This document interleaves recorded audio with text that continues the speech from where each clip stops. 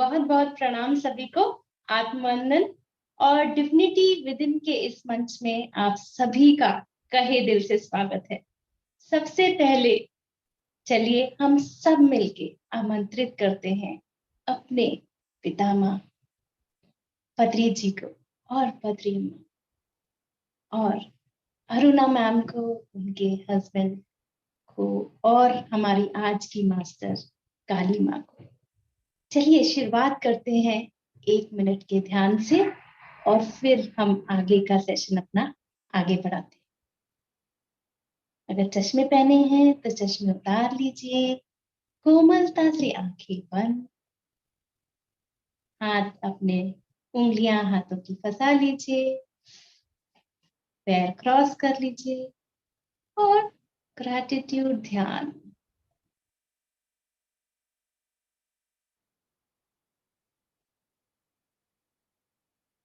माँ काली को आमंत्रित करें, पूरी गुरु सत्ता को आमंत्रित करें, कोटि कोटि धन्यवाद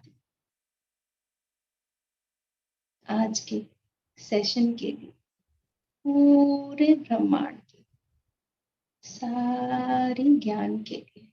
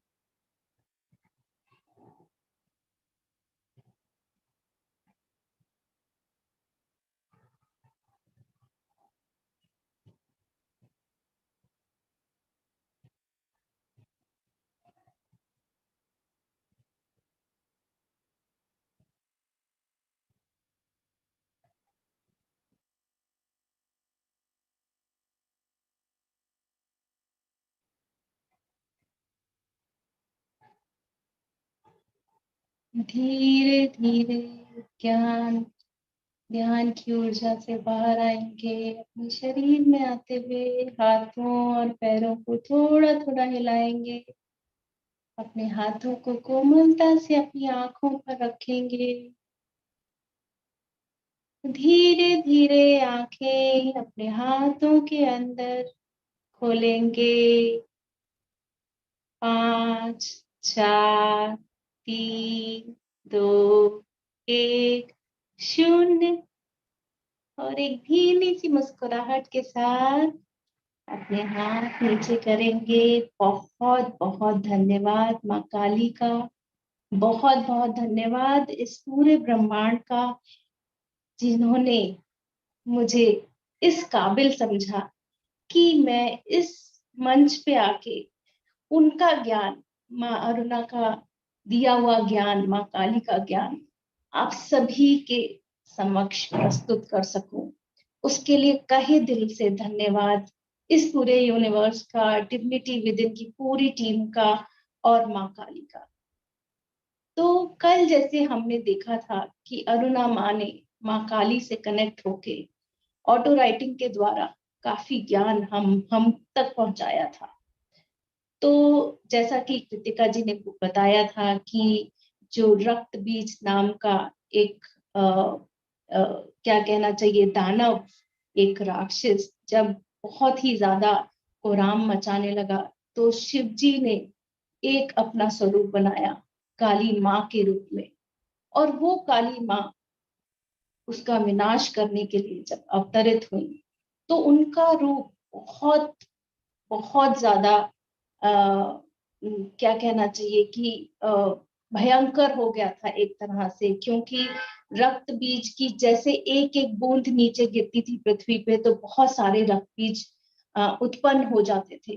तो जब माँ काली ने ये देखा तो और भी ज्यादा उनका रूप भयानक हो गया, और जैसे ही रक्त की बूंद एक गिरती तो वो उसको पृथ्वी पर नहीं गिरने देती, उसको वो अपनी जीभा पे ले लेती।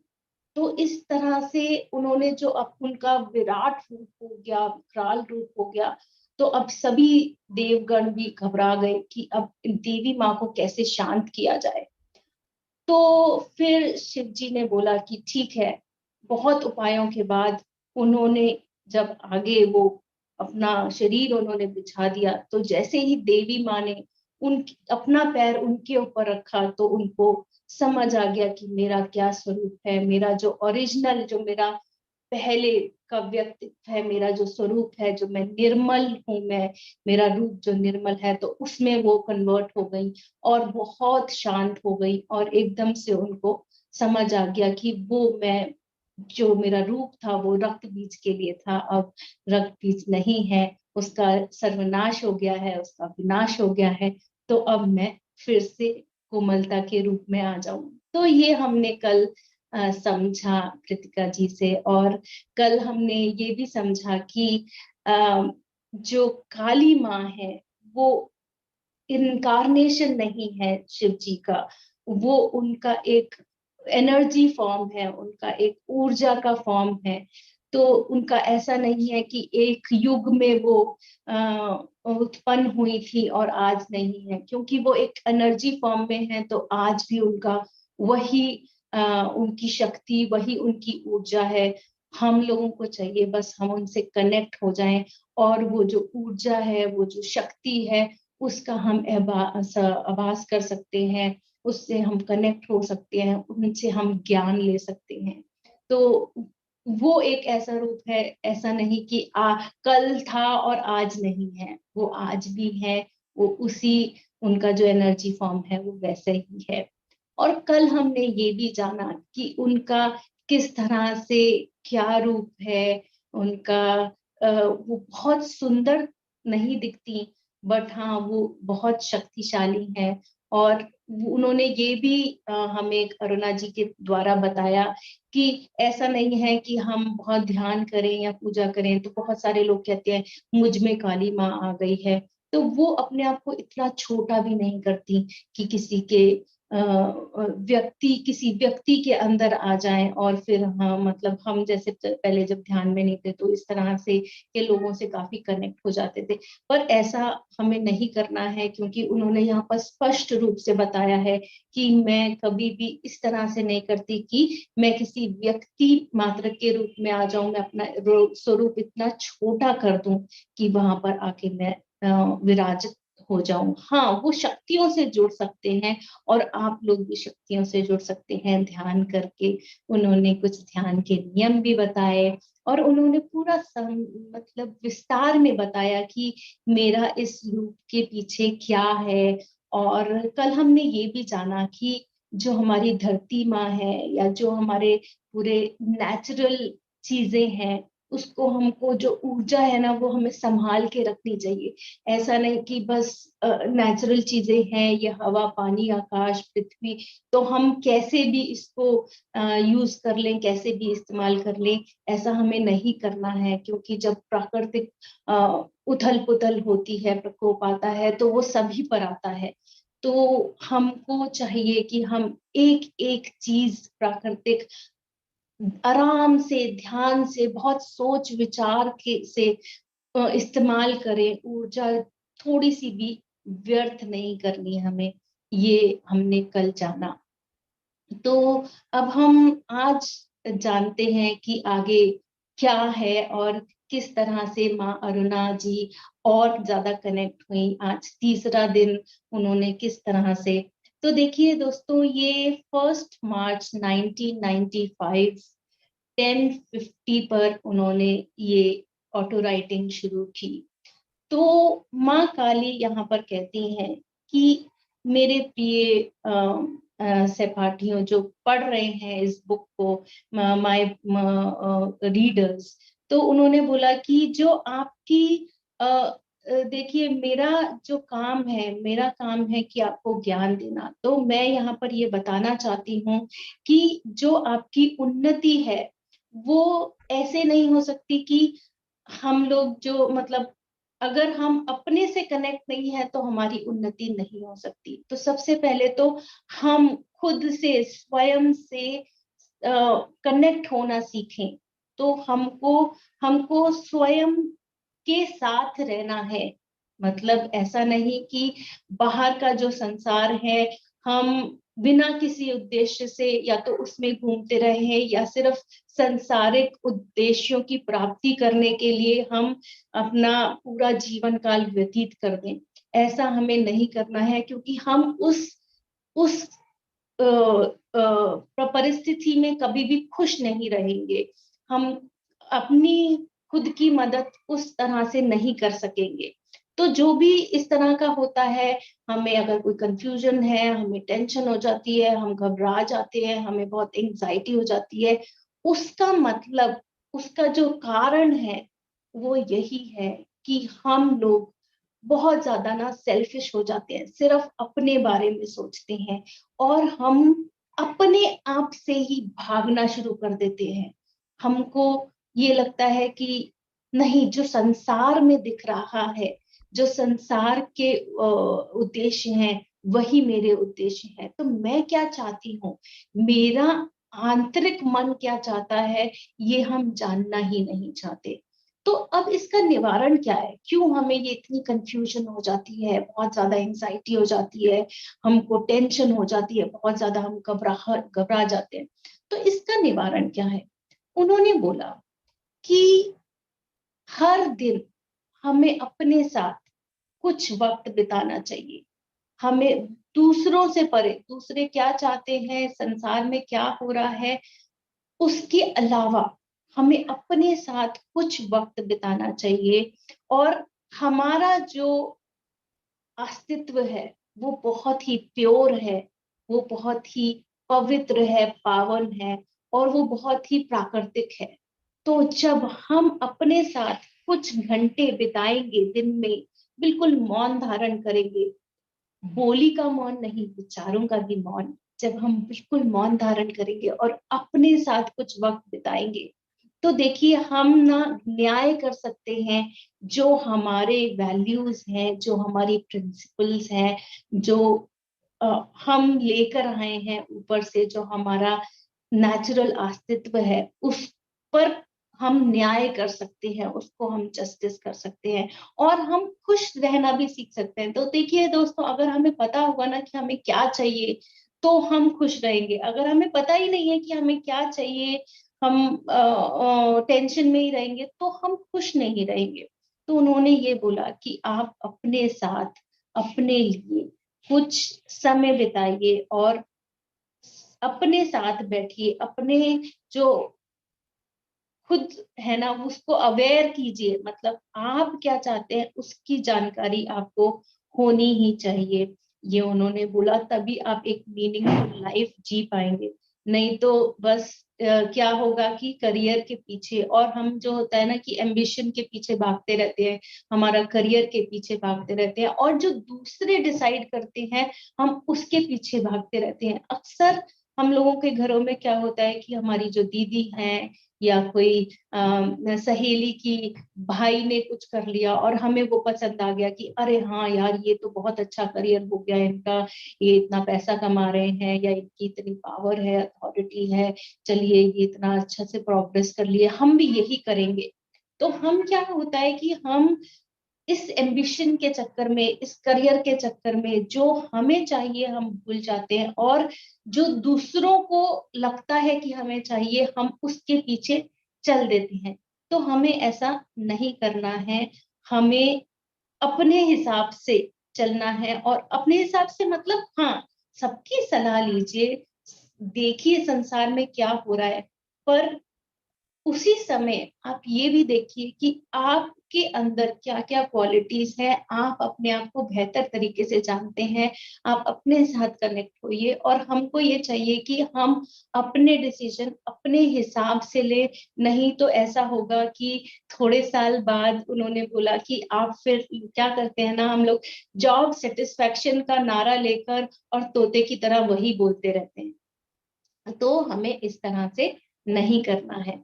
तो अब जो रूट कॉज है ये सफरिंग की, जो हम जॉब सेटिस्फैक्शन और जो एंजाइटी है, इसका रूट कॉज क्या है?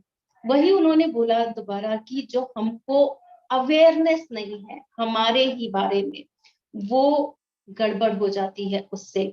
और जो हमारे अंदर ना सारी चीजें हैं, सारे सॉल्यूशन हैं, पर हम क्या करते हैं कि डॉक्टर के पास जाते हैं, फिर साइकेट्रिस्ट के पास जाते हैं, फिर इधर गए उधर गए, और अपने आप को ना हम सेल्फ पिटी समझने लगते हैं ना, हम बेचारा समझने लगते हैं। हमको उसमें लगता है कि हाँ देखो मैं कितनी बेचारी हूँ, मैं इधर जा रही हूँ उधर जा रही हूँ, ऐसा हो रहा है वैसा हो रहा है। इस तरह से हमें नहीं करना है। सारे सॉल्यूशन, सारे जो जवाब है वो हमारे अंदर ही है।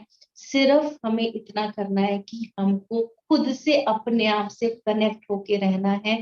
और जितने भी हमारी डिप्रेशन है, एंजाइटी है या टेंशन है, वो ऐसे ही चली जाएगी जब हम अपने आप से अपना क्या कहते हैं कनेक्ट होंगे, जब हम अपनी आवाज सुनेंगे, तो हमारा जो हिडन एसेंस है, जो हमारा जो व्यक्तित्व है वो निखर के आएगा।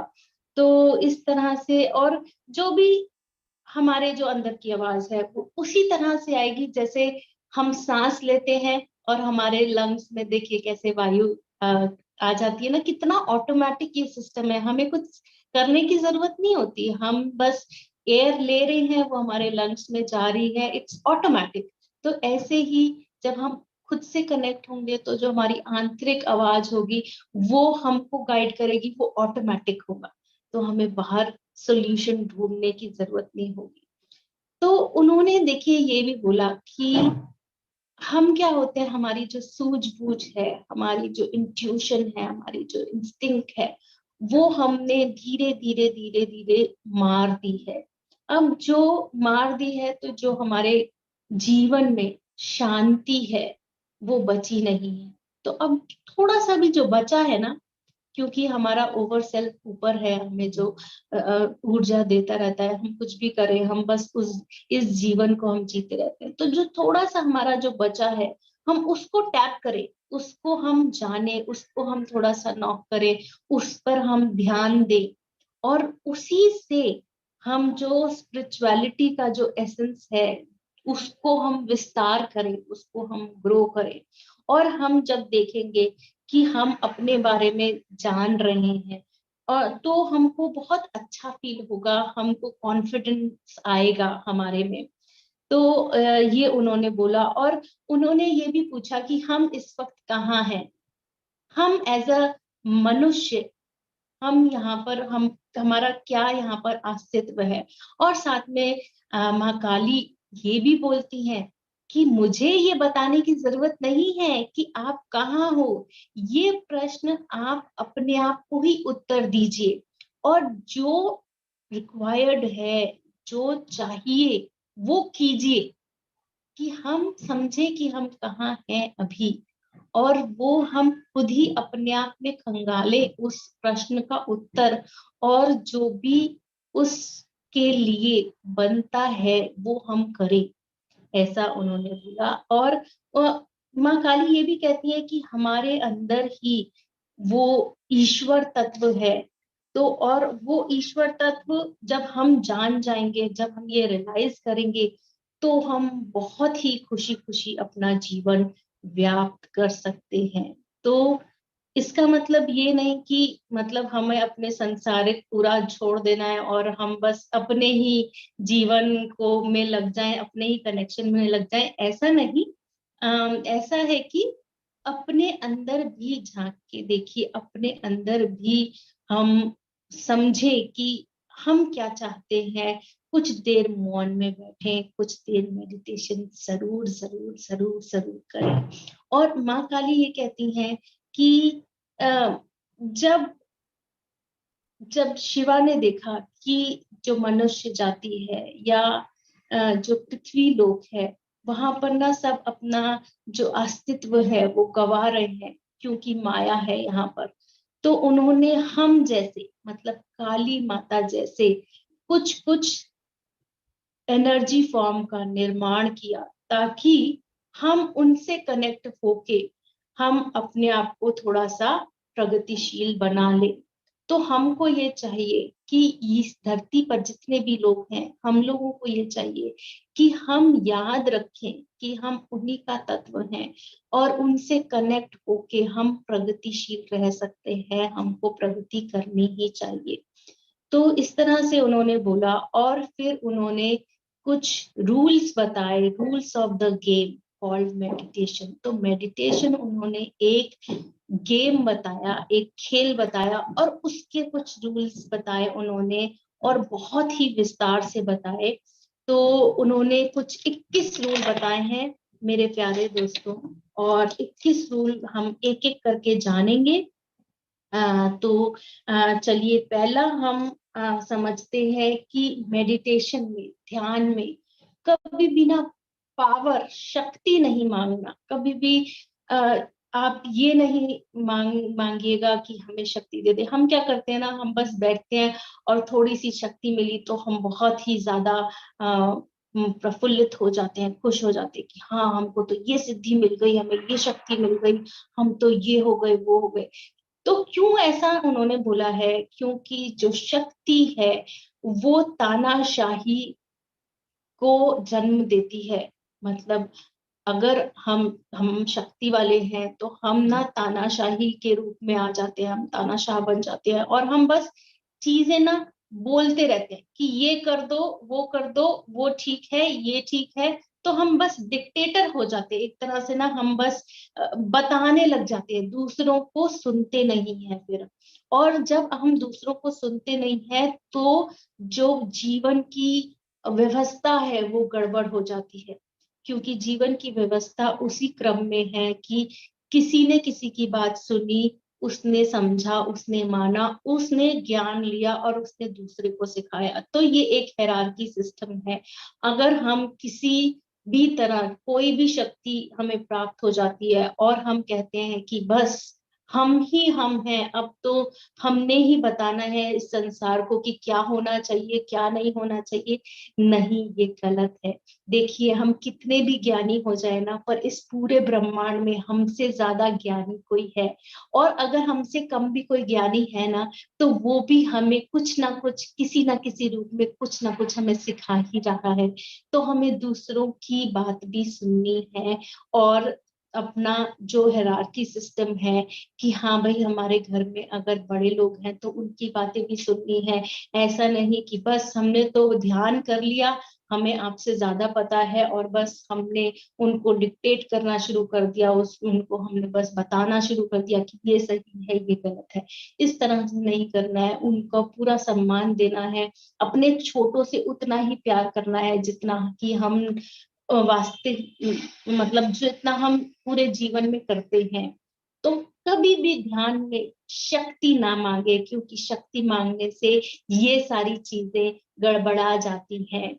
हम बहुत ही अलग लेवल पे पहुंच जाते हैं, नेगेटिव फॉर्म में आ जाते हैं, उस तरह की टेंडेंसी हो जाती है हम लोगों की। तो इसलिए कभी भी शक्ति का ना ही हम अनुरोध करें, ना ही हम मांगे, और ना ही हमें ऐसा एक्सपेक्टेशन होनी चाहिए कि हमें शक्तियां मिल जाए, है ना। और दूसरा पॉइंट उन्होंने ये भी स्पष्ट किया है इसमें कि जब आप ध्यान करेंगे तो जो शक्तियां हैं वो ऑटोमेटिकली फ्लो होंगी। तो आपको देखिए, जब हम मांगते हैं ना, तो हमारी एक इंटेंशन हो जाती है कि हाँ, मैं तो ये जीत लूं, मैं ये राज्य जीत लूं जैसे पहले होता था, या अभी भी हमको लगता है यार ये पावर आ जाए, ये सिद्धि आ जाए तो ऐसा वैसा हो जाएगा हमारा, हम अपना लॉजिकल दिमाग भी उसमें डालने लगते हैं। पर जब शक्तियां खुद ही फ्लो हो रही हैं ध्यान से, तो उसको हम अच्छी जगह लगा सकते हैं। तो इसलिए उन्होंने दूसरे पॉइंट पे ये स्पष्ट कर दिया है कि ध्यान से ऑटोमेटिकली शक्तियां हमको फ्लो होने लगती हैं। और इन शक्तियों का उन्होंने तीसरे पॉइंट में ये समझाया है कि इन शक्तियों को आप मानवता के लिए लगाइए, एक हायर पर्पस के लिए लगाइए। इंडिविजुअल जो हमारा सर्वाइवल मोड होता है ना, हाँ हमको यहाँ पर जीना है, जीवन व्यापन के लिए नहीं लगानी है वो शक्तियां पूरे संसार के मानवता के लिए लगानी है, ताकि हमारा जो अर्थ है, हमारी जो पृथ्वी है, वो वो उन्नत हो सके, उसकी उन्नति हो सके। ऐसा नहीं कि हम हमारा एक इंडिविजुअल वो एक हथियार बन जाए और हम उसको बस एक एक पर्सन के लिए, एक एक मनुष्य के लिए उसको हम इस्तेमाल कर रहे हैं। ऐसा हम नहीं करें। और फिर उन्होंने बोला है कि ये जो जितने भी मास्टर्स हैं वो ये चाहते हैं कि वो हमारी हेल्प करे। ये जो उनका जो पर्पस है मेडिटेशन का, वो भी देखिए मेडिटेशन कर ही रहे हैं, शिव अभी भी मेडिटेशन कर रहे हैं और हमारे लिए एनर्जी फॉर्म बना रहे हैं, ताकि हमें सहायता मिल सके इस स्पिरिचुअल जर्नी में। ये जो आध्यात्मिकता की हमारी जो पूरा जर्नी है, उसमें हमें मदद मिल सके, इसलिए वो सारे मास्टर्स आज भी ध्यान कर रहे हैं, शिवा आज भी ध्यान कर रही हैं, और भी सारे मास्टर्स लगातार ध्यान कर रहे हैं ताकि हमें मदद मिल सके। तो वो सारे जितने भी मास्टर्स हैं हमारे हमको हेल्प करना चाहते हैं और हमको हमारी उन्नति चाहते हैं।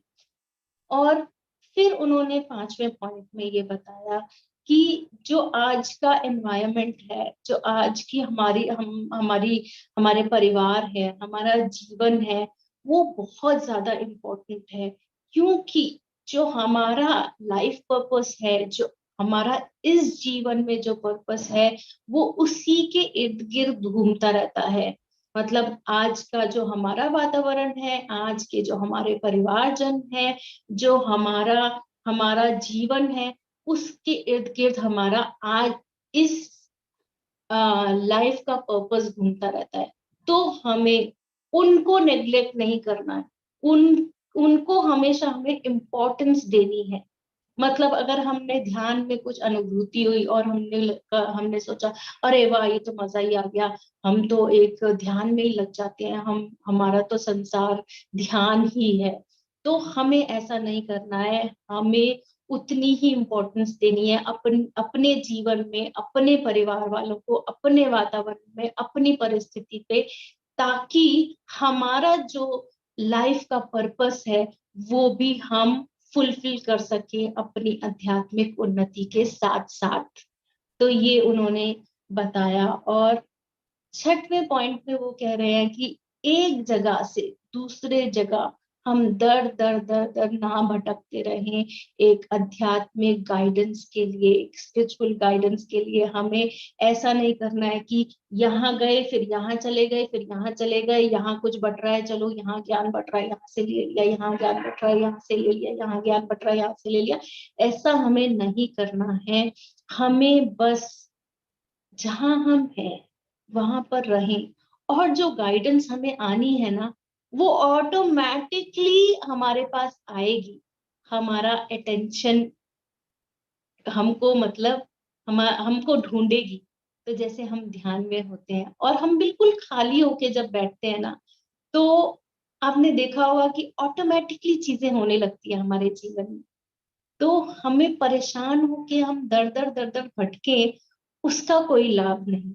हम जहाँ हैं वहां पर हम बैठे, समझे, अपनी आध्यात्मिक उन्नति करते रहे, और उसी सफर में हमें जो गाइडेंस आती जा रही है हम उसको लेते जाएं। इसका मतलब ये भी नहीं कि हाँ भाई कुछ आया, किसी ने कोई फोन किया या किसी ने कुछ बताया और हमने कहा नहीं नहीं नहीं नहीं हमें तो इधर नहीं जाना, उधर नहीं जाना, हमें तो बस यहीं पर बैठना है, हमारा तो बस अब यही है। ऐसा भी नहीं, अपना जो सूझबूझ है उसका इस्तेमाल करना है हमें, और हमें जो गाइडेंस मिल रही है प्राकृतिक रूप से उसको हमें पकड़ना है, क्योंकि वो ऊपर से ऑटोमेटिकली फ्लो हो रही है और हमें ढूंढते हुए आई है। तो इस तरह से हमें करना है। अगला उन्होंने बोला कि जितने भी हमारे मास्टर्स हैं, जितनी भी उनकी टीचिंग है, वो हमको ये रियलाइज होना चाहिए कि जो हमारा इनर सेल्फ है वो बहुत उसमें महत्वपूर्ण है। मतलब कोई भी मास्टर ना हमें वर्बली कुछ नहीं बोलेगा, मतलब हमारे इर्द गिर्द अगर बहुत सारे मास्टर्स प्रेजेंट रहते हैं तो आप ये अपेक्षा मत करिए कि आपको कोई वर्बली आके कोई मुंह से बोलेगा कि हाँ याचना ये कर लो, हाँ सोम जी आप ये कर लो, कृतिका जी आप ये कर लो, रश्मि जी आप ये कर लो। कोई मुंह से आपको नहीं बोलेगा कोई भी मास्टर। तो वो कैसे होगा फिर? वो कनेक्ट आपके इनर सेल्फ से होंगे, आपका जो आंतरिक मन है, जो आपका अंदर का व्यक्तित्व है, वो वहां से कनेक्ट होंगे, और वो वहां से आपको जो भी गाइडेंस देनी होगी वो वहां से आएगी। तो कोई भी गाइडेंस इस तरह से नहीं होती कि स्ट्रेट आ जाती है। स्ट्रेट में कभी वो इस फैशन में फ्लो नहीं होती, खासकर कि तब जब लोग आज के जमाने में उनका जो वैल्यू सिस्टम है, उनका जो मॉरल सिस्टम है, वो थोड़ा गड़बड़ा गया है। तो कभी भी स्ट्रेट अवे हम लोगों को ये इस तरह की गाइडेंस नहीं मिलती। तो मास्टर्स हमारे इनर सेल्फ से कनेक्ट होके फिर हमें गाइडेंस देते हैं। जैसे कि हम कभी कभी कहते हैं ना, मुझे ध्यान में ऐसा लगा कि मैं ये कर दूं, या मेरे मन में ये विचार आया कि मैं ये कर दूं, और मैंने वो किया और ऐसा हो गया। तो वो जो विचार था ना, वो मास्टर्स की देन थी। वो अपने मुंह से आगे से आकर वर्बली कुछ नहीं बोलेंगे, पर वो आपकी विचारों में जाकर आपको वो कार्य करवाएंगे जिसके लिए वो आपको गाइड करना चाहते हैं। जो अनिवार्य है आपके लिए, वो विचारों में आपको प्रकट होके आपके द्वारा कार्य करवाएंगे। तो ये माँ काली ने बोला। और उन्होंने नेक्स्ट बोला कि देखिए जो एक आप ना खुद को जज मत कीजिए, ठीक है? आपकी जो भी सूझबूझ है, आप सिर्फ ये कीजिए कि आप अपने हायर सेल्फ से कनेक्ट रहिए। अब हायर सेल्फ उन्होंने बताया कि आप ही के जैसा स्वरूप ऊपर, आप ही के जैसा स्वरूप है, पर आपसे कहीं ज्यादा अपार ज्ञान है उनमें। तो उनसे कनेक्ट रहिए, और जो आपका इनर सेल्फ है, जो आपका आंतरिक मन है, जो आपका आंतरिक व्यक्तित्व है, उससे भी कनेक्ट रहिए। तो आप, ऐसा नहीं है कि आप एक सोल जज हैं और आप बस अपने हिसाब से काम करते रहें। आप अपने हायर सेल्फ से कनेक्ट रहिए, और आप अपने इनर सेल्फ से भी कनेक्ट रहिए। तभी आपको जो शांति होती है, जो आंतरिक शांति होती है, उसका अनुभव होगा, और तभी आप इवॉल्व होंगे, तभी आप उस उन्नति की राह पे जाएंगे। तो ये बहुत जरूरी है मेरे दोस्तों कि हम अपने आप को यूनिवर्स से कनेक्ट रखें। अब वो ये बोलते हैं कि जब आप बहुत ही कॉन्फिडेंटली बात करते हैं, अगला पॉइंट उन्होंने ये बताया माँ काली ने, कि आप जब बात करते हैं तो पूरा आत्मविश्वास से जब आप बात करते हैं किसी भी आध्यात्मिकता के विषय में, तो आप जान लीजिए कि आपका जो उन्नति है वो हो रही है। ये इस बात का प्रमाण है कि आप पूरे आत्मविश्वास से बात कर रहे हैं। मतलब अगर कोई भी आध्यात्मिक चर्चा हुई और आपने अपने मन में सोचा, अरे मैं कहूंगा तो क्या लगेगा, ये बहुत ज्ञानी है, सब लोग बैठे हुए हैं, या इफ बट ये अपना लॉजिकल माइंड घुसाया, ठीक है, और आप अगर अटक गए, ठीक है, तो आप समझ लीजिए कि जो प्रगति हो रही है, जो उन्नति हो रही है, वो थोड़ी धीमी है, मतलब वो उतनी नहीं हो रही है जितनी होनी चाहिए। तो ये एक इंडिकेशन है, ये एक प्रमाण है कि आपकी प्रगति हो रही है। अगर आप पूरे आत्मविश्वास से जो भी विचार है या जो भी टॉपिक है, जिस तरह का भी विषय है, अगर आध्यात्मिकता का विषय आता है और आप अच्छे से तुरंत उसमें रिप्लाई करते हैं, तुरंत अपना ये योगदान देते हैं, इसका मतलब आप कनेक्ट है मास्टर्स से। तो वो आपकी वाणी नहीं है, वो देखिए मास्टर्स की वाणी है। कहते हैं ना कि अरे मुझे तो सॉल्यूशन मिल गया, आपने कैसे ये समझा?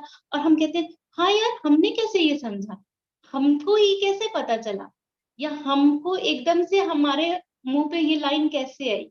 वो इसीलिए आई क्योंकि मास्टर्स आपसे सब कनेक्ट रहते हैं।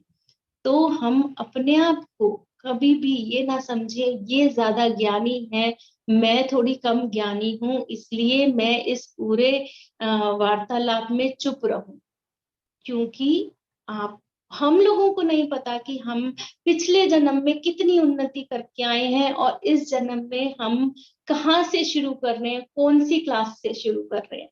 तो हमें इस बात का भी ध्यान रखना है। देखिए, और उन्होंने बोला कि ये जितनी भी बहुत बहुत समय से, वो हमेशा ना art of knowing one self, हम अपने आप को कितना जान रहे हैं, वो उन्होंने बहुत ही जोर दिया है उस पर। तो हमें इसका अभ्यास करना है, इसकी जानकारी हमें रखनी है। और ये किससे होगा? ये सिर्फ ध्यान से होगा। ध्यान ध्यान ध्यान ध्यान ध्यान। आप सभी को याद होगा, पत्नी जी कहते थे ध्यान ध्यान ध्यान ध्यान ध्यान। और यही माँ काली भी कह रही हैं, हमेशा वो इसी सदियों से इसी पर जोर देते आ रहे हैं मास्टर्स की, खुद को जानिए, खुद को जानने की कला को समझिए। तो इस तरह की चीजें उन्होंने बोली। और उन्होंने ये भी बोला कि देखिए आज के दौर में जिस तरह से हमारा जीवन है, तो अगर हम ये सोचे कि हाँ हम सब कुछ छोड़ छाड़ के ध्यान करने लग जाएं, ऐसा नहीं होगा। तो हमें छोटे छोटे छोटे छोटे अंतराल में ध्यान करना है। तो जब भी समय मिले, थोड़ा सा ध्यान किया, फिर काम में लग गए, थोड़ा सा ध्यान किया, फिर काम में लग गए, थोड़ा सा ध्यान किया, फिर काम में लग गए। तो टुकड़ों टुकड़ों में भी हम ध्यान करेंगे और हम फिर देखेंगे कि हमारी उन्नति कितनी हो रही है। तो ये हमें करना ही है, क्योंकि हमको अपने आप से जुड़कर रहना है। तो हमें ध्यान करना है, पर उसका इंतजार नहीं करना, थोड़ा सा समय मिला, कर लिया ध्यान। तो ये उन्होंने बोला है। और फिर नेक्स्ट पॉइंट, काली माँ कहती हैं कि किताबें पढ़ना, किताबें पढ़ना जरूरी है। और किताबें पढ़कर जो लेखक ने लिखा है, उसमें से कम एक या दो बातें अपने जीवन में उतारनी भी है। सो जैसे हमारे पत्री जी कहते थे, किताबें पढ़िए, स्वाध्याय कीजिए। अब स्वाध्याय करने के साथ साथ हमें जो लेखक ने बताया है, उसको हमें अपने जीवन में उतारना भी है। कम से कम एक से दो बातें, ताकि वो जो हमने किताब पढ़ी है, उसको हम उसमें हम सफल हो जाएं। अगर किताब पढ़ी और अपने जीवन में नहीं उतारा, तो फिर वो असफल ही समझिए ना। तो ये उन्होंने किताबें पढ़ने पर भी बहुत जोर दिया है। और उन्होंने बोला है कि देखिए जितनी भी ये टेक्निक्स है ना, योगा आसना, या हमने इस तरह की वेशभूषा पहननी है, या हम कुछ भी इस तरह से करते हैं, हवन करते हैं, जप करते हैं, या बहुत सारी टेक्निक्स होती हैं जो हमारी वाइब्रेशंस को बढ़ाती हैं। तो वो सब ठीक है, हमको वो वाइब्रेशंस हमें बढ़ानी चाहिए। पर जब तक हम खुद की चीजों के बारे में नहीं समझेंगे कि हमारे लिए क्या इम्पोर्टेंट है, हमारा क्या फीचर है, हमारा क्या डिफेक्ट है, तो हम उन सब चीजों को रेक्टिफाई नहीं कर पाएंगे। हमने अपनी वाइब्रेशन तो बढ़ा ली, ठीक है, हमें शक्ति भी आ गई, बट उसको हमें यूज कहाँ करना है, उसको हमें उपयोग में कहाँ लाना है, ये हम नहीं पता लगा पाएंगे जब तक हम अपने बारे में नहीं जानते हो। तो ये सारी टेक्निक्स अच्छी हैं, हम यूज कर सकते हैं। हमको अपने वाइब्रेशन हम बढ़ा भी सकते हैं, अपनी शक्तियां बढ़ा सकते हैं, पर हमें अपने बारे में जानना ही होगा, ताकि हम उस वाइब्रेशन को, उस शक्ति को अच्छे से इस्तेमाल में ला सके। तो ये हमारा पॉइंट था। नेक्स्ट पॉइंट, माँ काली कहती है कि जब हम घंटों घंटों का ध्यान करते हैं, घंटों घंटों का ध्यान करते हैं, तो कोई फायदा नहीं अगर हम अपने में आज के पल में ना रहें। या ये कह सकते हैं कि अगर मैं इस पल में जी रही हूँ, तो मुझे घंटों घंटों का ध्यान करने की सच आवश्यकता नहीं है। अगर मैं अपने जीवन में खुश हूँ, ये स्तर में मेंटेन करना चाहती हूँ, तो मैं को ध्यान करने की आवश्यकता नहीं है। अगर तो मैं इस पल में जी रही हूँ तो ठीक है। तो अगर मेरा एक ये स्तर है, ठीक है, मैं इसको मेंटेन करना चाहती हूँ, और अगर मैं ध्यान नहीं कर रही हूँ और अभी मैं अगर जी रही हूँ, तो मेरा मेरा हो जाएगा, ठीक है। पर अगर मुझे उन्नति करनी है, मुझे हमेशा लगातार प्रगति करनी है, तो मुझे क्या करना होगा कि मेरे को इस पल में तो रहना ही है। जिस पल में मैं हूँ, उस पल को 100% मुझे जीना है। और इसके अलावा मुझे जो रात्रि का समय है, वो मुझे ध्यान में व्यतीत करना होगा, उसको मुझे ध्यान में उपयोग लाना होगा। तभी जो मेरा रियल और फ्रूटफुल जो रिजल्ट है, जो मेरी उन्नति है, जो आजकल के सर्कमस्टांसेस हैं, उसके हिसाब से वो उन्नति में जाएगा। देखिए आजकल के जो हमारे सर्कमस्टांसेस होते हैं, जो हम किस तरह से उधेड़-बुन में लगे रहते हैं, संसार की उधेड़-बुन में, तो हम जो अपना रात का सोने का समय है, वो हम ध्यान में व्यतीत करें, और प्लस हम हर पल को 100% जिए, तो हम उन्नति की राह पे चलेंगे फॉर श्योर। मतलब हमारी परफेक्ट लिविंग हो जाएगी, और हम मतलब हमेशा प्रगति की ओर आगे रहेंगे। मतलब प्रगति की ओर हमेशा हम चलते रहेंगे। फिर उन्होंने बोला कि ये जो लाइफ है ना, ये जो जीवन है हमारा, कंटिन्यूअस फ्लो में है। तो अगर हम ये सोचें कि अरे ऐसा क्यों, वैसा क्यों, ऐसा नहीं होता, इन सब चीजों से हम थोड़ा परे हट जाएं, ठीक है। और हम मेडिटेशन करें, क्योंकि मेडिटेशन एक यूनिवर्सल चीज है। ये पूरे ब्रह्मांड की, पूरे विश्व का एक जो तोहफा है, विश्व के लिए तोहफा है। ऐसा नहीं कि हाँ ये एक कल्चरल या एक ये एक सोसाइटी ही करेगी, इस तरह से नहीं है। जो ध्यान है वो पूरे संसार के लिए है। तो अगर हम ध्यान करें, तो हमारा जो जो उन्नति होगी, वो हम जल्दी जल्दी जल्दी जल्दी छलांग मार मार के आगे पहुंच जाएंगे। पर हमें अपना जो लॉजिकल माइंड है, उसको परे रखना है। देखिए जीवन तो निरंतर चल ही रहा है, ठीक है।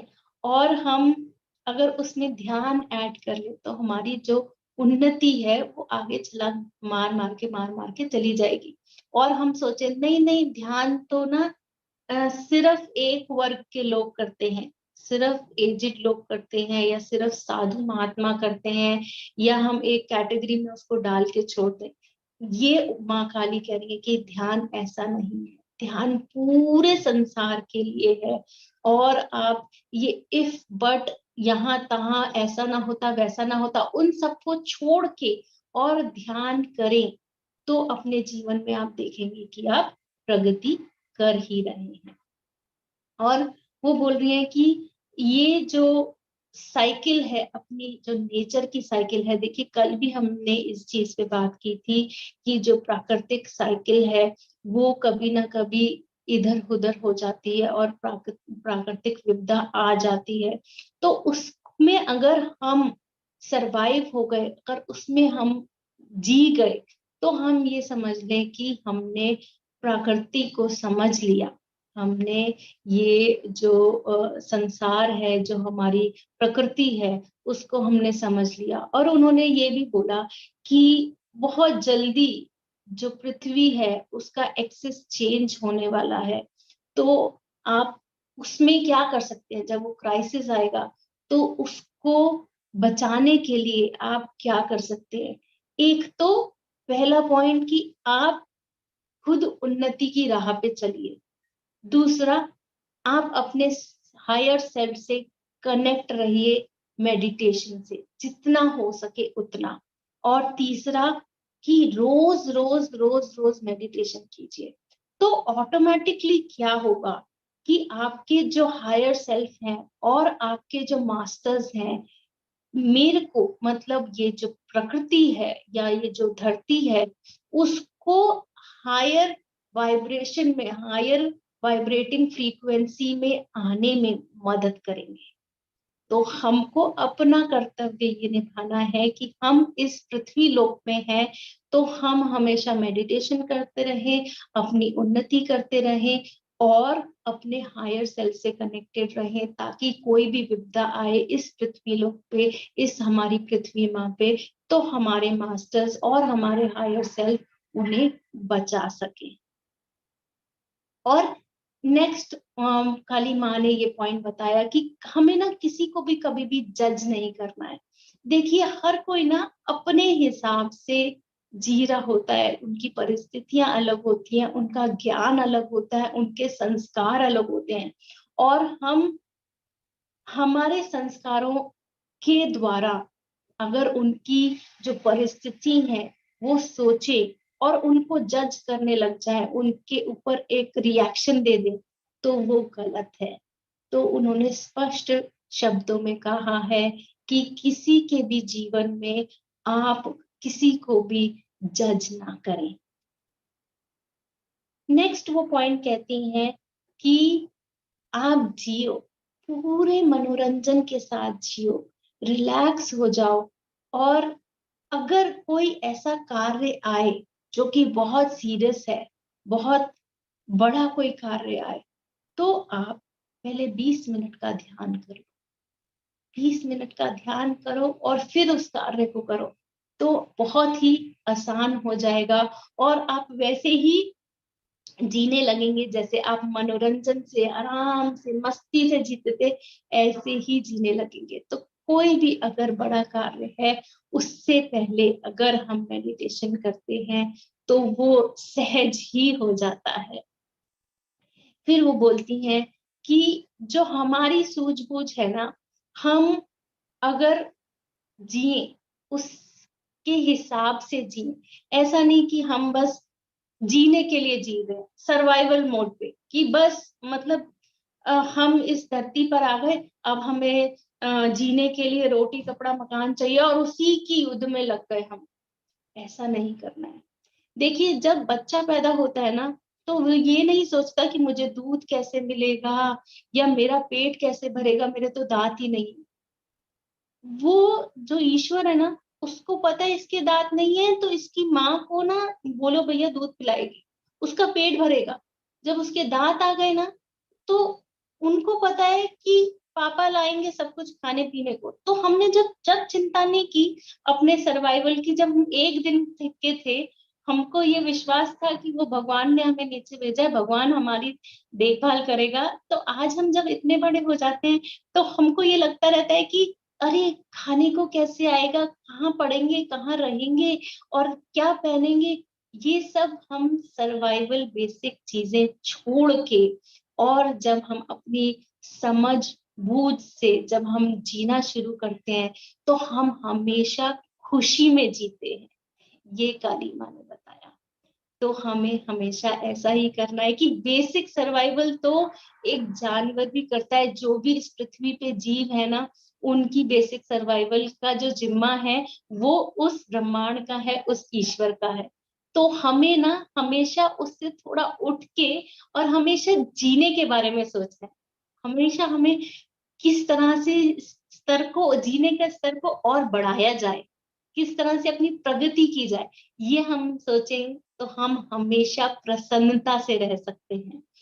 अच्छा, नेक्स्ट उन्होंने ये बोला कि हम हमेशा ना अपने सपनों के बारे में भी थोड़ा सोचें। जैसा हम सभी जानते हैं, हमारे पीएसएसएम में एक प्रोग्राम है सपनों का विज्ञान, और सपनों के विज्ञान में हमें समझाया जाता है कि हम सपनों में ही कैसे ज्ञान ले सकते हैं, सपनों में हम कैसे अपने दुष्कर्म पूछ सकते हैं, उसका निवारण कर सकते हैं, कैसे हम सपनों में जाकर सेवा कर सकते हैं। तो माँ काली भी इस बात को कहती है कि आप अपने सपनों को कॉन्शियसली टैप करें, अपने सपनों को हम मतलब आगे से हम उसमें उसकी जो जानकारी है वो हम कनेक्ट करें, उसकी जानकारी का हम लाभ उठाएं, क्योंकि सपनों में जो मैसेज मिलते हैं, जो जानकारी मिलती है, वो हमारे हायर सेल्फ से मिलती है। और हायर सेल्फ से अगर मिली है और अगर हमने उसको इम्प्लीमेंट किया, कुछ कठिनाइयों से, कुछ एफर्ट से अगर हमने उसको अपने जीवन में उतारा, तो हम धीरे धीरे देखेंगे कि वो जो जानकारी है वो हमारे जीवन में उतरने के बाद हमारा ही पार्ट हो जाएगी। तो उसको हमें जानकारी को बहुत ही सूझता से, बहुत ही सूझबूझ से हमें अपने जीवन में उतारना है, और सपनों के साथ हमें हमेशा कनेक्ट रहना है, उनको इग्नोर नहीं मारना।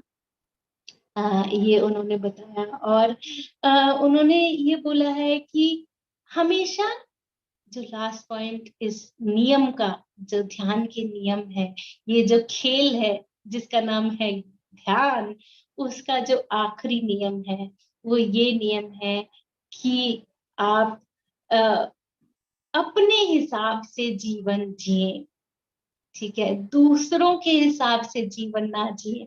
देखिए अगेन, फिर से दोस्तों मैं ये कहना चाहती हूँ कि ऐसा नहीं कि मेरे हिसाब से जीवन जीना है तो बस भाई मैं तो अपना ध्यान कर रही हूँ, बाकी सब जाए भाड़ में। नहीं, जो आपकी परिस्थितियां हैं, जो हमारा उद्देश्य है जीवन का, उसको ध्यान में रखते हुए, हमारे आसपास परिवारजनों को ध्यान में रखते हुए, हमारे बड़े लोगों को ध्यान में रखते हुए, हमारे जितने भी मित्रगण हैं या जो हमारे सहपाठी हैं, उनकी सारी हमने सुन ली, ठीक है, सबकी हमने सुन ली, पर हमने करना वो है जो कि हमारी आंतरिक हम गुरु हमें कह रहा है।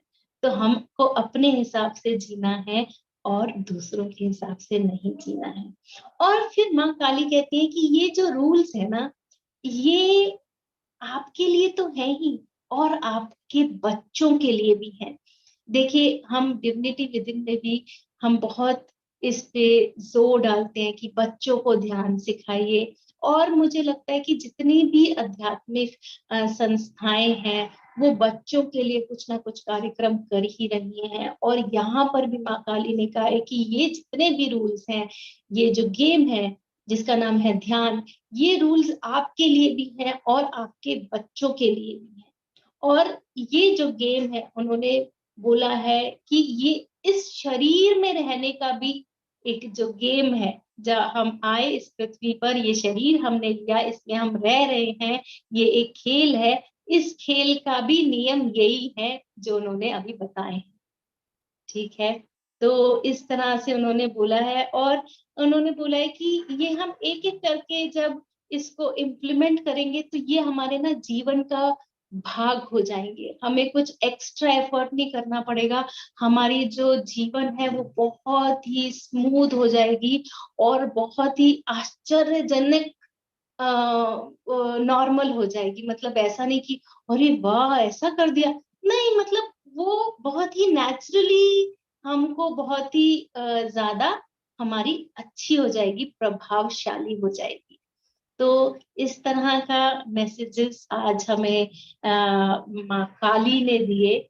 मैं आशा करती हूँ कि आपको ये सारे मैसेजेस समझ आए होंगे, और हम सभी मिलके इन सभी रूल्स को, क्योंकि हम सब ध्यानी हैं और ध्यान करते ही हैं, तो हमें समझ होनी चाहिए कि हम किस तरह के नियम हमें माँ काली ने दिए, और इस तरह से हम धीरे धीरे धीरे धीरे धीरे धीरे करके इसको हम इम्प्लीमेंट करें, और चलिए अब ध्यान का भी वक्त हो गया है।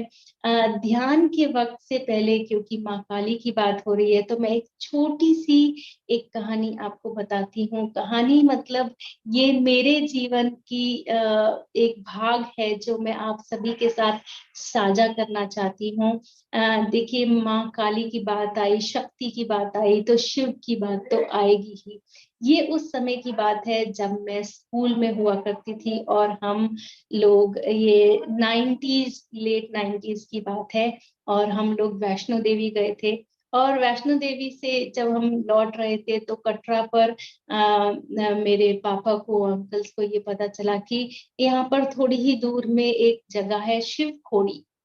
ठीक है, तो शिव खोड़ी वहां पर एक जगह है जो कि कश्मीर के बॉर्डर पे पड़ती है, जम्मू कश्मीर के बॉर्डर पे पड़ती है, और वहां हमें जाना चाहिए। तो ठीक है, हम लोग गए। अब शिव खोड़ी का इतिहास मैं आपको थोड़ा सा बता दूं। अगर किसी ने भस्मासुर का नाम सुना होगा, आई एम श्योर सबने सुना होगा। तो भस्मासुर एक ऐसा राक्षस था, ऐसा दानव था, जिसने तपस्या की, घोर तपस्या की, और शिव जी को प्रसन्न कर लिया। और जब शिव जी आए तो उन्होंने वही बोला, भोले बाबा ने क्या बोला, मांगो बच्चा क्या मांगते हो। और भस्मासुर ने कहा, ठीक है प्रभु, मुझे आप ये वरदान दे दीजिए कि मैं जिसके सर पे हाथ रखूं वो भस्म हो जाए। तो उन्होंने कहा तथास्तु। अब जब जैसे ही उन्होंने कहा तथास्तु, तो भस्मासुर ने कहा, ठीक है शिव जी, सबसे पहले मैं आप ही के ऊपर हाथ रखता हूँ और आप भस्म हो जाओगे। और तब शिव जी ने कहा, अरे ये तो भोले बाबा हैं हमारे, ऐसा कर ही सकते हैं, आई एम श्योर, तो किया ही होगा, तभी उन्हें हम भोले बाबा कहते हैं। तो वो अब घबरा गए कि ये क्या हुआ, और ये तो भस्मासुर मेरे ही पीछे आ गया, और मैं अब क्या करूं। तो वो अपने पूरे परिवार के साथ एक गुफा में जाके छुप गए। अब छुप गए तो सब देवता लोग भी आए कि भाई शिव जी को क्या हुआ, शिव जी अपने परिवार के साथ एक गुफा में छुपे हुए हैं। तो पूरी देवताओं की मीटिंग हुई और लंबी सी गुफा बन गई। अब ये जो गुफा है, ये शिव खोड़ी के नाम से है, कश्मीर में है, जम्मू कश्मीर के बॉर्डर पे। तो अब हुआ क्या कि विष्णु जी आए, और विष्णु जी ने कहा कि भाई ये मीटिंग किस तरह की, और ये देवलोक का काम क्यों रुका हुआ है, यहाँ पर क्या चल रहा है। तो शिव जी ने विष्णु जी को बताया कि ऐसे ऐसे भस्मासुर मुझे ढूंढ रहा है, और वो मेरे सर पे हाथ रखेगा और मैं भस्म हो जाऊंगी, और ऐसे ऐसे हुआ। तो विष्णु जी ने कहा, ठीक है, आई विल टेक केयर। अब विष्णु जी गए और उनसे रण किया। और जो शिव खोड़ी के नीचे एक गांव पड़ता है रणसू, जैसा हमारा, अगर आप लोग वैष्णो देवी गए होंगे तो वैष्णो देवी के नीचे कटरा है, कटरा से चढ़ाई शुरू होती है। ऐसे ही शिव खोड़ी के नीचे रणसू नाम का एक गांव है जहां से चढ़ाई शुरू होती है। तो रणसू गांव में शिव विष्णु जी का और ये जो भस्मासुर है, इन दोनों का घमासान युद्ध हुआ, युद्ध हुआ, युद्ध हुआ, कोई कुछ इसका निष्कर्ष नहीं निकला। तो अब विष्णु जी एक नर्तकी के रूप में आए, और भस्मासुर बोले, अरे आप तो बहुत अच्छा नृत्य करती हैं, क्या मुझे सिखाएंगी। तो विष्णु जी बोले, हाँ बिल्कुल सिखाएंगे जी। और विष्णु जी सिखाने लग गए, और सिखाते सिखाते उन्होंने ये मुद्रा बनाई कि उन्होंने अपने ही सर पे हाथ रखा, और भस्मासुर ने भी अपने सर पे हाथ रखा, और वो भस्म हो गया। तो अब ये तो विष्णु जी ने सभी की रक्षा की, और शिव जी की, इंक्लूडिंग शिव जी। तो अब इसमें एक ये भी छोटी सी कहानी है कि शिव जी ने कहा कि अच्छा, क्योंकि आपने मेरी रक्षा की है, तो एक जन्म में, एक अवतार में मैं आपका सेवक बनूंगा। और वो जो वचन है, जब भगवान राम आए तो हनुमान जी उनके सेवक बन के आए। हम सब जानते हैं कि हनुमान जी शिव जी का अंश है। तो हनुमान जी ऐसे उनका सेवक बन के आए थे। वो वहीं से, रणसू गांव से या शिव खोड़ी से वो वार्तालाप शुरू हुई थी, जो यहाँ पर आके इम्प्लीमेंट हुई। अब मैं आपको ये सब क्यों बता रही हूँ, क्योंकि जब हम वहां पर गए और उस गुफा में जब हम घुसे, तो वो अद्भुत नजारा था। उसकी मैं शायद यहाँ पर वर्णन भी नहीं कर सकती, इतना अद्भुत था।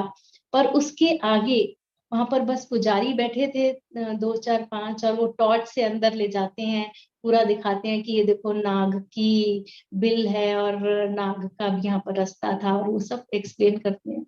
तो जब हमने दर्शन किया, हम गुफा से वापस आए, तो एक जो पुजारी थे उन्होंने कहा थोड़े ही दिन पहले आप ही के जैसा ग्रुप आया था 10-12 लोगों का, मैं अंदर ले गया, दर्शन कराया। और वो इतनी बड़ी सारी गुफा है क्योंकि बहुत सारे देवता वहां पर विराजे थे ना, तो उतना तो एक्सेस भी नहीं है खैर आज की डेट में, क्योंकि वहां पर माँ काली की भी एक पिंडी है। तो उन्होंने कहा कि जो माँ काली के आपके मैंने वहां पर दर्शन कराए। देखिए मुझे बहुत शक्ति आ रही है जब मैं बता रही हूँ। तो वो जो माँ काली के वहां पे दर्शन कराए, उस पिंडी के पास जब मैं पिछले ग्रुप को दर्शन करा रहा था, तो एक छोटी सी कन्या वहां पर घूम रही थी। और मैं उसके स्वरूप को देख के सोच रहा था, इस कन्या को बस श्रृंगार कर दो और यहाँ बिठा दो तो देखो माँ काली लगेगी बिल्कुल। और ये मैंने सोचा कि अच्छा ये किसी ग्रुप, इसी ग्रुप के साथ एक कन्या है। तो मैंने दर्शन कराए, पूजा पाठ करवाई, और जब बाहर आया तो वो कन्या नहीं थी, वो कन्या अंदर घूम रही थी। और मैंने उस पूरे ग्रुप से पूछा कि आपके साथ एक छोटी बच्ची थी ना, एक छोटी कन्या थी, ऐसे ऐसे एक फ्रॉक डाला हुआ था, ऐसे ऐसे कुछ कुछ पहना हुआ था, वो कहाँ है? वो ग्रुप बोला हमारे साथ कोई कन्या नहीं थी पुजारी जी, हमको नहीं पता, हमको तो अंदर कोई ऐसी कन्या नहीं दिखी, और हम तो ये इतने ही लोग हैं जितने हैं। तो पुजारी जी समझ गए कि वो काली माँ थी। तो अब देखिए मेरे को बताते हुए भी अ, मतलब शायद शब्द नहीं है। तो चलिए अब हम ध्यान शुरू करते हैं। और क्योंकि ये मेरे को शेयर करना था, तो प्लीज हो सके तो सब लोग ये स्थान जो शिव खोड़ी है, जो एक गुफा है डमरू की आकार में, जहां पर अंदर शिव जी विराजमान हैं पूरे परिवार के साथ, अगर वहां से हम कनेक्ट करके ध्यान करें, ध्यान हम आना पाना सकी करेंगे, म्यूजिक के साथ रहेगा, बट सभी लोगों से अगर जो जो भी कनेक्ट हो सके उन वहां से कनेक्ट करें, तो हम अगले 15 मिनट ध्यान में जाना चाहते हैं। तो सोम सर आप प्लीज म्यूजिक लगा दीजिए। चश्मे उतार लेंगे, कोमलता से आंखें बंद, दोनों हाथों को, उंगलियों को आपस में फंसा लेंगे हाथ गोद में, और आरामदायक पोजीशन में रहेंगे, पैरों को भी क्रॉस कर लेंगे, और पूरा ध्यान अपनी आती और जाती सांसों पर।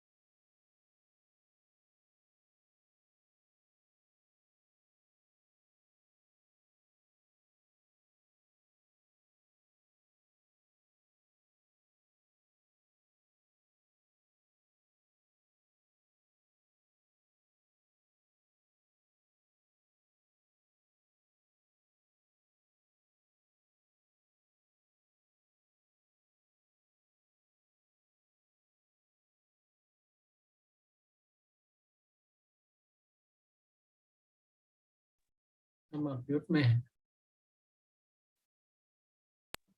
ओ मैं म्यूट में हूँ तभी मैं सोच रही हूँ कि मैं धन्यवाद दे रही हूँ, ध्यान से बाहर निकाल रही हूँ, तो शायद सब निकले या नहीं निकले। बहुत बहुत क्षमा चाहती हूँ कि मैं म्यूट में थी और म्यूट से ही मैंने सबको ध्यान से बाहर भी निकाल दिया और सबका धन्यवाद भी दे दिया और शायद पता ही नहीं चला। उसके लिए बहुत बहुत क्षमा। किसी को अपना अनुभव शेयर करना हो, कोई प्रश्न हो, कुछ हमारे साथ साझा करना चाहते हैं तो मोस्ट वेलकम। ध्यान में एक बात मुझे मैंने सोचा चलो आपसे साझा करूं। देखिए कल जो हमने कहा था ना कि शिव जी ने माता की उत्पत्ति की थी भयंकर ज्वालामुखी से, ऐसी सारी ऊर्जाओं से जो कि आमतौर पे नाशकारी होती हैं, जैसे ज्वालामुखी, जो हमारे जंगली जानवर और बहुत जंगल, बहुत घने जंगल, इन सारी ऊर्जाओं से माता की उत्पत्ति हुई थी। तो हमें कभी भी ये नहीं सोचना होता कि ये सब विनाशकारी हैं। अगर उनको हम ठीक मात्रा में उपयोग करें तो वो हमारे बहुत उपयोगी भी हो सकते हैं। देखिए हम ना एक ज्वालामुखी देखने गए थे, बाली में है वो। तो ज्वालामुखी में क्या था कि सनराइज था, तो सनराइज में क्या होता है कि लोग ऊपर चढ़ के पूरा देखने जाते हैं। तो उनका टूर में एक जो ब्रेकफास्ट इंक्लूडेड था, तो ब्रेकफास्ट में क्या था कि वो क्योंकि बाली एक माउंटेन देश है, या बाहर में ज्यादा वैसे भी नॉनवेज चलता है, तो वो अंडे उबाल के वहां पर दे रहे थे, एग बॉईल करके, और उसको ब्रेड में लगा के दे रहे थे। हम लोग वेजिटेरियन थे, तो हमारे लिए क्या ब्रेकफास्ट था कि जो केला है, केले को उसमें भून के और फिर ब्रेड में लगा के दे रहे थे। तो जो अंडे और जो केले वो भून रहे थे, वो कहाँ भून रहे थे? ज्वालामुखी की जो एक ऊर्जा का स्तोत्र था, वहां पर एक छोटा सा होल था, वहां से ज्वालामुखी का थोड़ा थोड़ा क्या कहते हैं, वार्मनेस आ रही थी। तो वहीं से भून भून के हमें खिला रहे थे, पूरे जितने भी टूर में लोग थे। तो देखिए एक अद्भुत बात है कि ज्वालामुखी को सोचते ही हमको लगता है कि ये तो नाशकारी है, पर उसका छोटा सा तत्व उन्होंने प्रयोग किया और हम लोगों का बन गया नाश्ता। तो ये मैं आप लोगों के साथ साझा करना चाहती थी। अब अगर किसी को कुछ प्रश्न है, किसी ने कुछ पूछना है, कहना है, तो हैंड रेज कर सकते हैं। Thank you ma'am, thank you for the wonderful session ध्यान और ज्ञान के लिए। Thank you. Thank you so much sir. हमारी रश्मि जी, हमारी संजय जी कुछ बोलना चाहती हैं। रश्मि जी, आप प्लीज अपने आप को अनम्यूट कीजिए और आत्मवंदन मैम, आत्मवंदन सभी मास्टर्स को। मैम मैं तो एक्चुअली आज लेट ही आई थी, कहीं गई हुई थी। एक्चुअली मैं मंदिर गई थी, काली माता के ही मंदिर गई थी, दिल्ली कालका जी मंदिर। तो मैं वहां पर 2:45 बजे तक थी। मैं बस यही विश मांग रही थी कि कम से कम वहां पर ना मैं जब मेडिटेशन होगा ना तब तक तो मैं पहुंच ही जाऊं। तो बस उससे पहले ही मैं पहुंच गई। थोड़ा विजडम भी सुना मैंने, बहुत अच्छा लग रहा था, वो भी बहुत ही अच्छा सुंदर विचार। और ऐसा लग रहा था कि उसको लिख लेना चाहिए, या तो उसको सेव कर लेना चाहिए या फिर अपना कहीं उस पॉइंट्स को लिख लेना चाहिए, इतने अच्छे थे। और जब मैं बैठी तो देखिए बहुत मैंने जो अपने नोट्स बनाए हैं वो ऐसे बनाए हैं। एक क्या कहते हैं इसको, माइंड मैपिंग करके अपने नोट्स बना के तैयार किए थे। तो अगर आप चाहते हैं मेरी राइटिंग कुछ समझ आए तो मैं आपको ये भेज सकती हूँ, लिख लेना यस चाहिए तो मैम, आप। यस मैम, यस मैम, बहुत अच्छे, बहुत ही अच्छे विषय, बहुत ही अच्छे विषय थे। और एनर्जी बहुत थी मैम, बहुत थी। मतलब मैं तो ज्यादा देर नहीं बैठी, लेकिन बहुत बहुत एनर्जी फील हो रही थी। और आपने जो शिव पौड़ी का दिखाया, मैं तो एक्चुअली यूट्यूब पे देखा हुआ है, बहुत पहले, मैं गई नहीं हूँ। लेकिन हाँ, बस मुझे थोड़े से वो याद थे जगह ना, तो मैं ध्यान आ रहा था। हाँ, वो मैं फील कर पा रही थी एनर्जी। और उसके बाद फिर मैं जब आज मंदिर ही गई थी, कालकाजी मंदिर, वो भी बहुत हमारा प्राचीन मंदिर है, माता का, काली माता का। तो बहुत एनर्जी फील हो रही थी मैं फिर वहीं पर ही कनेक्ट हो रही थी एक्चुअली। Yes ma'am. बहुत ही बढ़िया, बहुत ही बढ़िया। मैम आप कौन से सन में गई थी? Which year you visited Shiv Khori? नहीं मैम, मैं शिवखोड़ी में गई थी। मैं ये कह रही थी कि ये यूट्यूब पे ही देखा देखा है था। मैंने। अच्छा अच्छा अच्छा। हाँ, मैं कभी गई नहीं हूँ, वहां पर नहीं गई हूँ। हाँ, लेकिन मैंने शिवखोड़ी में बहुत बार, मतलब टीवी में भी दिखाया है ना काफी बार। तो हाँ, हाँ, अब मुझे तो याद, वो काफी थोड़ा थोड़ा मुझे याद आ रहा था। हाँ जी। हाँ, मैंने सुना है कि अब काफी कमर्शियल हो गया है। जब हम लोग गए थे तो लिटरली नदी से हमने पार किया था, कोई पुल नहीं था। और मतलब बिल्कुल रास्ता ऐसा था कि पूरा रॉ था, जिसमें कोई फर्श नहीं डला हुआ था। तो हमारे जूतों से भी अंदर मतलब कंकड़ महसूस हो रहे थे।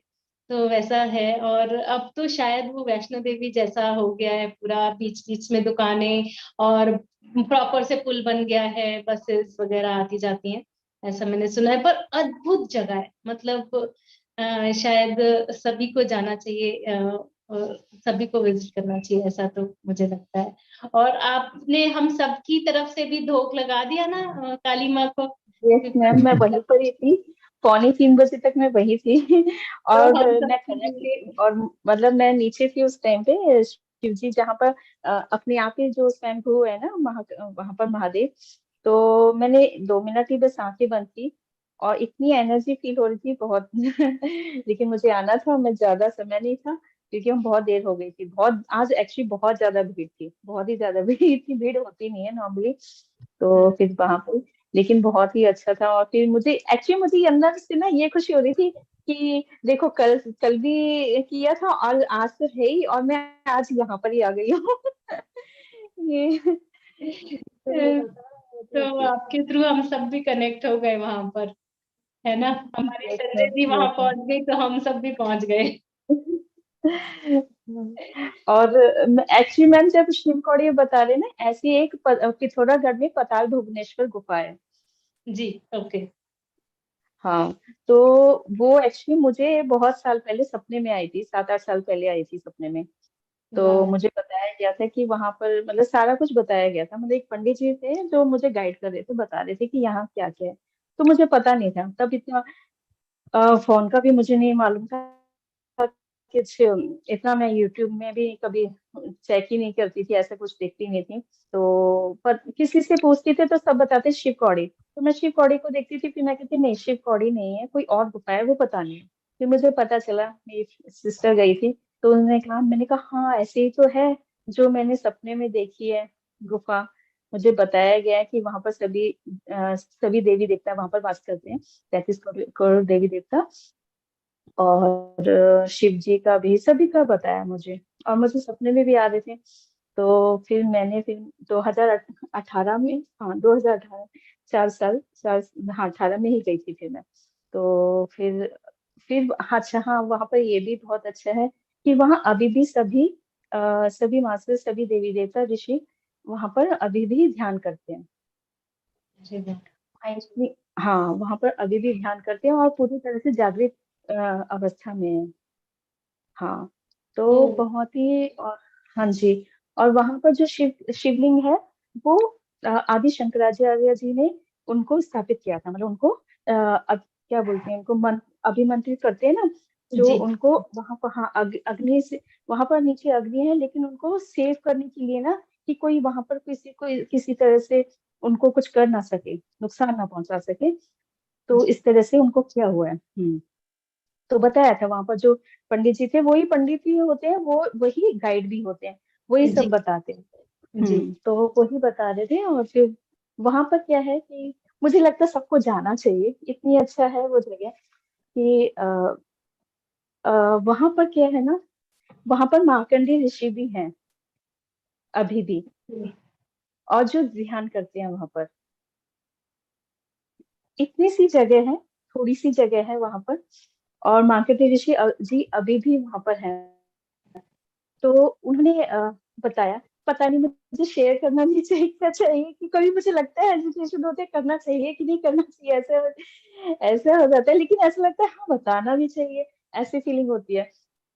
तो वहां पर फिर वहां पर एक जगह है जहां पर खाली जगह है, वो कोई नहीं बैठा, लेकिन मुझे लगा कि यहाँ ऐसे क्यों है, क्यों ऐसे लग रहा है जैसे कोई बैठने वाली जगह है, लेकिन वो इतनी ऊंची जगह है कि वहां पर कोई सीढ़ियां भी नहीं है, ऐसे है वो। तो फिर जो पंडित जी थे ना वहाँ के गाइड, उन्होंने कहा यहाँ पर ना मार्कंडेय ऋषि अभी भी ध्यान कर रहे हैं अदृश्य रूप में। अदृश्य रूप में। लेकिन उन्होंने ये कहा कि जो जिन्होंने ध्यान किया हुआ है वो देख सकते हैं। अरे वाह।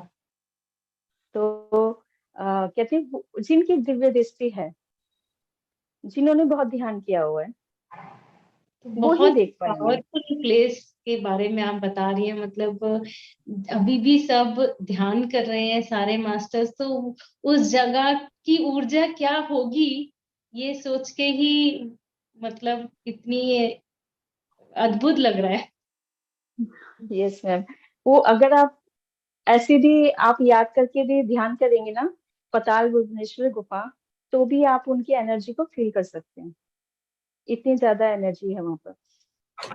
और उनके सामने ही त्रिशूल पर्वत भी है, नंदा देवी वो जो माउंट है वो वहां पर ही है अभी भी, मतलब है ही, हमेशा ही है, लेकिन वो सामने दिखाई देते हैं, मतलब दर्शन होते हैं उनके, इतनी वो है। और फिर जब उन्होंने बोला कि पंडित जी ने कि जिनके पास जो इन्होंने ध्यान किया है वो ही देख सकते हैं, तो ये मुझे क्यूरियोसिटी हुई कि करती तो हूँ, तो मैंने कहा क्या पता मेरे लिए टेस्ट है, हाँ जी। पता चल जाएगा ना कि मैं ऐसी बातें हाँ। करती हूँ या फिर मैं कुछ करती हूँ, है ना, ऐसे फीलिंग आई मेरे अंदर कि मैंने शिल्पी को बोला, मैंने कहा प्लीज मैं करती हूँ ना, अगर मैं करती हूँ तो प्लीज मुझे दर्शन करा दो मुझे भी देखना है इनको। और और सामने भी माता उन्हें भी बोला कि प्लीज मुझे देखना है, मैं आपको देखना चाहती हूँ, मैं मतलब दर्शन करना चाहती हूँ।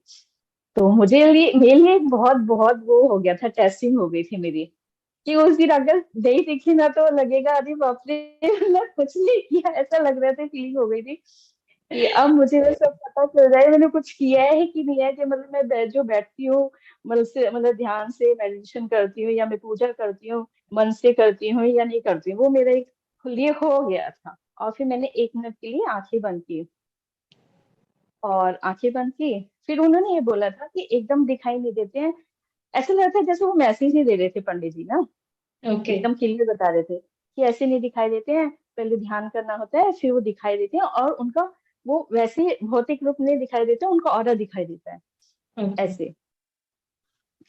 तो फिर मैंने आंखें बंद की और बस प्रार्थना की कि मुझे देखना है, मुझे उनका दर्शन करने हैं।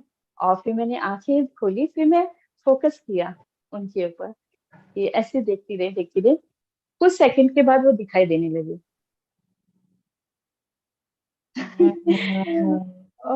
हाँ दिखाई देने लगे थे। और इतना जैसे वो ऊपर होते हैं ना उनके बाल होते, वैसे थे, और पूरा ऑरा था, पूरा क्लियर ऑरा दिखाई दे रहा था, पूरा क्लियर दिखाई दे रहा था। वाह, मैं ना तब से यही उत्सुकता में बैठी थी कि अब रश्मि जी कहेंगी हाँ मुझे दिखाई, क्योंकि मुझे पूरा विश्वास था कि रश्मि जी हमारे जो संजय हैं उनको तो पक्का से दिखाई देंगे, और बस मैं आपके मुख से सुनना चाहती थी आपके मुंह से कि हाँ मुझे दिखाई दिए। तो और फिर वो तो गाइड, तो जो पंडित जी थे वो तो आगे चले गए, और वो फिर आगे भी बता रहे थे सबको, क्योंकि एक एक सब जगह सब कुछ ना कुछ था, जैसे सभी शिवलिंग भी थे, सबके बारे में वो जानकारी दे रहे थे।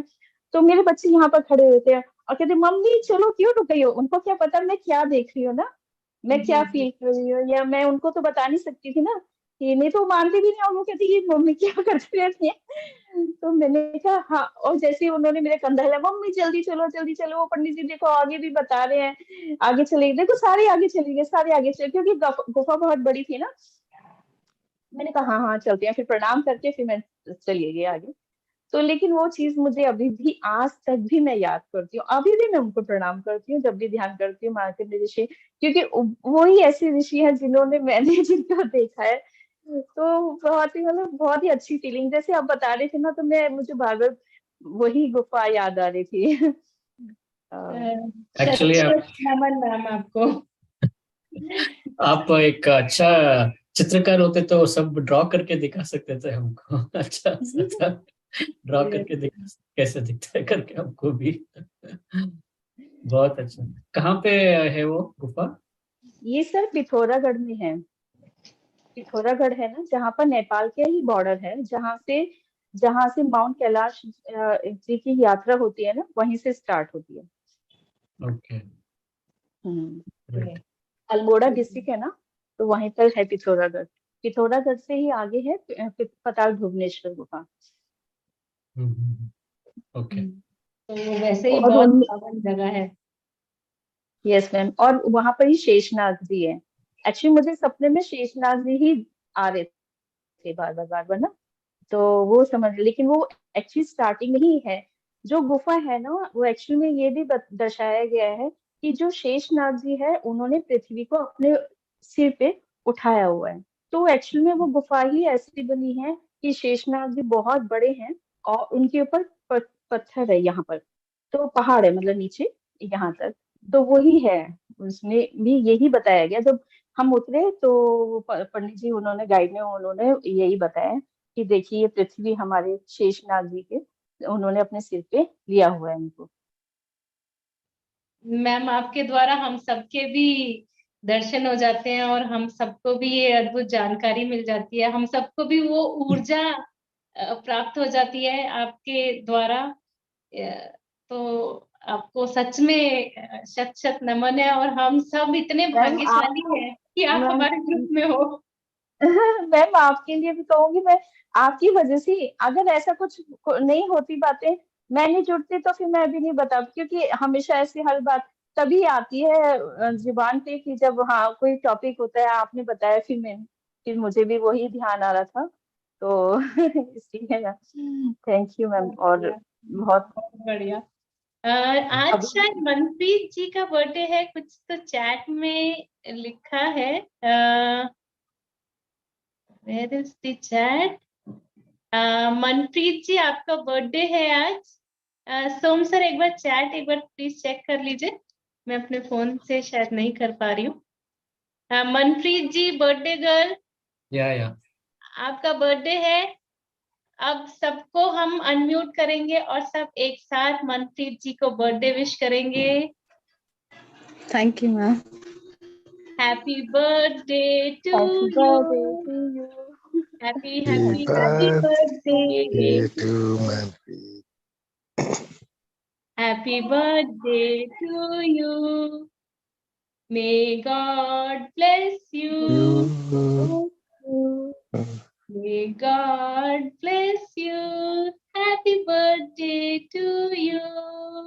हम सबका प्यार आपके साथ है, और भगवान करे आपको बहुत लंबी उम्र, और बहुत लंबी उम्र के साथ साथ आपका पूरा जीवन बहुत ऊर्जामय जाए और पॉजिटिव ऊर्जा से भरा हुआ हो। यस मैम, बहुत बहुत शुभकामनाएं मैम बर्थडे बहुत की। बहुत शुभकामनाएं। Yes ma'am. Yes.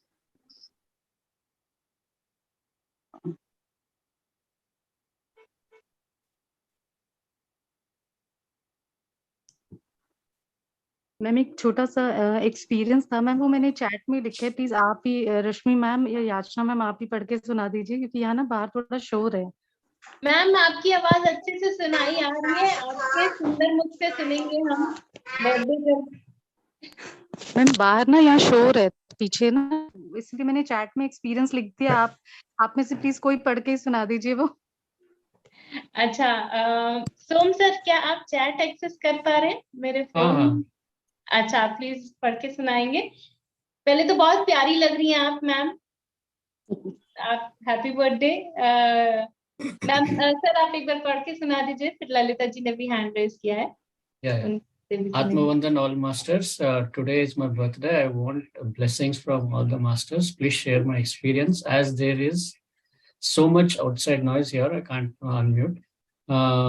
My mom was going through some office politics. She went by chance to Kali Ma Mandir near her office and prayed to give her blessings so she can be protected. After that, in her dreams, there there is one girl came and didn't let her go out of the temple. Then I was born, and I was the only girl child in whole area. Before Wow. there So nice. was, yeah, still abhi hai. I was the only girl child in whole area. Before there was only male children born. Today, Master is also Ma Kali. Please share my experience. Okay. Ma'am अद्भुत बात है ये तो, मतलब माँ काली के ही प्रताप से आपका जन्म हुआ और आज आपका बर्थडे है, और हम माँ काली को ही कनेक्ट होके उन्हीं की एनर्जी से हम जुड़े हुए हैं। तो ये बहुत अच्छा संजोग है। बहुत बहुत धन्यवाद, आपने एक्सपीरियंस शेयर किया और हम लोगों को ये सबको बताया कि इस तरह से आपकी मम्मा के जीवन में हुआ। ललिता मैम, आप कुछ कहना चाहती हैं?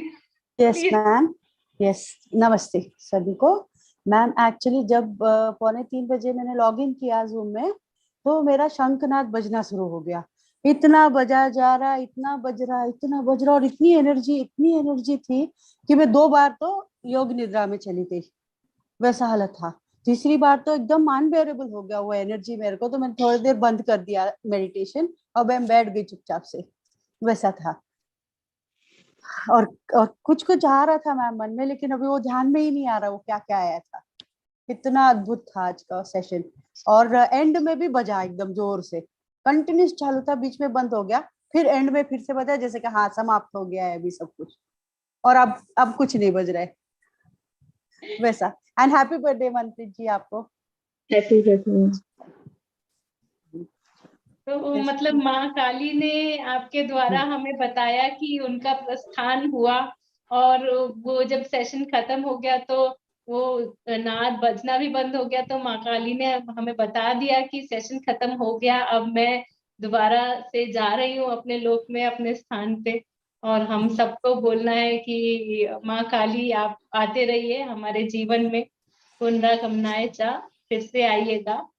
और हम जब जब याद करें, जब जब हमारे सामने आप कनेक्ट हो जाइएगा हमसे। तो ये ललिता जी के द्वारा आज हमें समझ आ गया, मैसेज मिल गया। शत शत प्रणाम आपको। Thank you thank you.